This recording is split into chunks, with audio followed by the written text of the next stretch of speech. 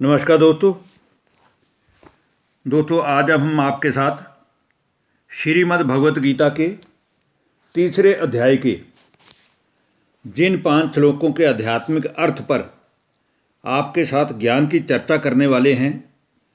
उसमें भगवान ने कर्मों की श्रेष्ठता का वर्णन बड़े ही स्पष्ट तरीके से बताया है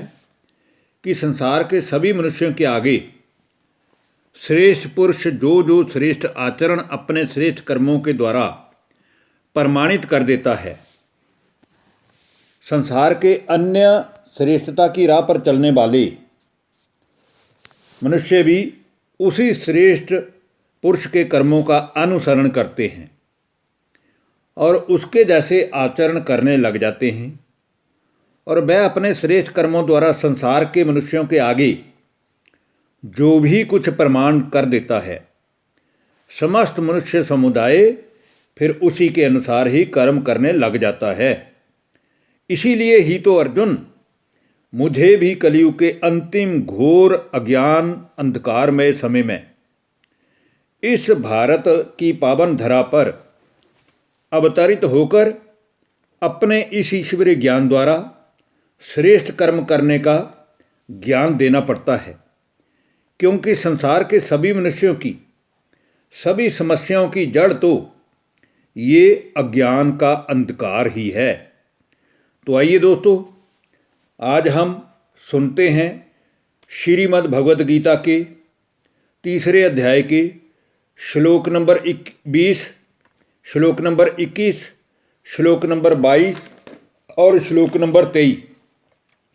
इन चारों श्लोकों का भावार्थ जानते हुए हम ये समझेंगे कि आज भगवान ने अर्जुन के माध्यम से हमें कौन सी शिक्षा दी है। तो आइए दोस्तों, शुरू करते हैं श्रीमद् भगवत गीता के तीसरे अध्याय के श्लोक नंबर 20 को, जिसमें भगवान अर्जुन को कहते हैं, कर्मणैव ही संसिद्धि मस्तिता जनकादय लोक संग ग्रह मेवापि संपश्य न कर्तुम हर्षि। इसमें राजा जनक की मिसाल देते हुए भगवान कहते हैं, हे अर्जुन, इस संसार में राजा जनक की तरह ही कितने ही ज्ञानी जन भी सब कर्म करते हुए आसक्ति व इच्छा रहित कर्म करते परम सिद्धि को प्राप्त हुए हैं। इसीलिए तुझे भी आसक्ति व इच्छा के रहित सब कर्म लोक संग्रह को देखते हुए करने ही चाहिए, नहीं तो तेरा शरीर का निर्वाह भी सार्थक नहीं होगा। इसलिए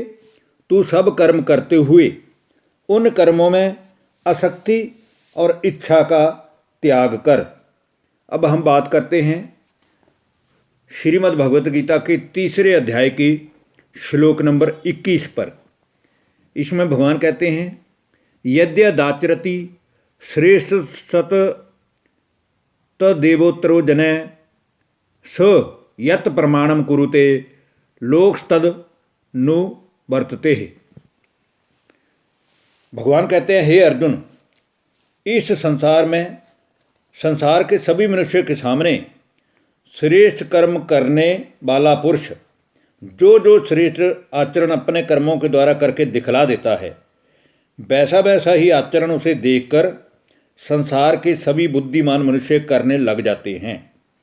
और वह अपने श्रेष्ठ कर्मों के द्वारा कर्मों में जो प्रत्यक्ष प्रमाण कर देता है, उसे देखकर समस्त संसार का ये मनुष्य समुदाय भी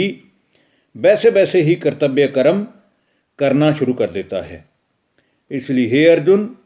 तू आसक्ति के रहित होकर अपने सभी कर्तव्य कर्म करते हुए कभी भी दुख को प्राप्त नहीं होगा। अब हम बात करते हैं दोस्तों श्रीमद् भगवत गीता के तीसरे अध्याय के श्लोक नंबर 22 की,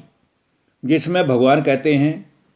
ना मे पार्थास्ति कर्तव्यम त्रिषु लोकेषु किंचन नानवाप्त मवाप्त वयम वर्त एव च कर्मणि।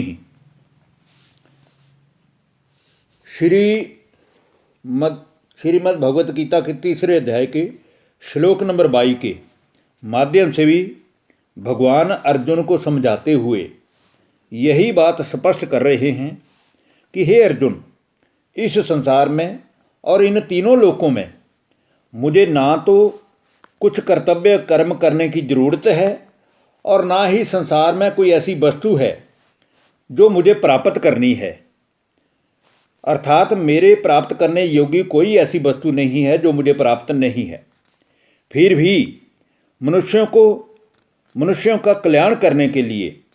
और श्रेष्ठ कर्म सिखलाने के लिए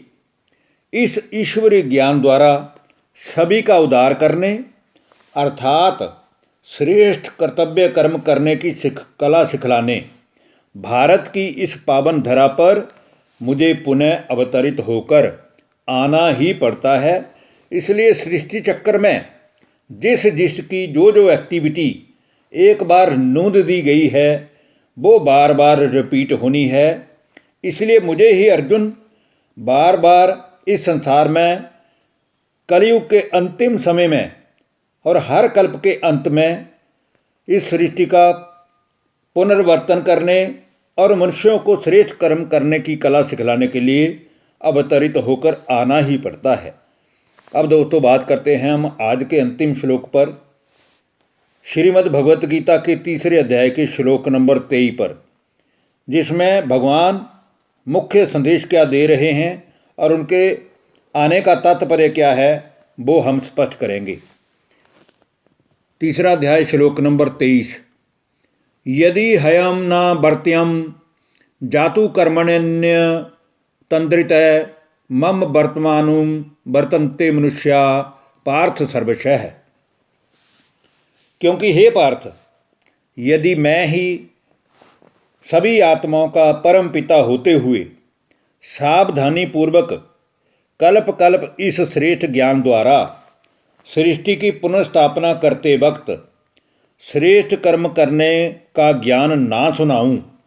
तो बहुत बड़ी हानि हो जाए। क्योंकि संसार का ये सारा ही मनुष्य समुदाय किसी न किसी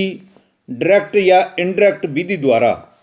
मुझ ईश्वर के ही मार्ग का अनुसरण करता है, अर्थात अपने कर्मों के द्वारा मेरी ही पूजा करता है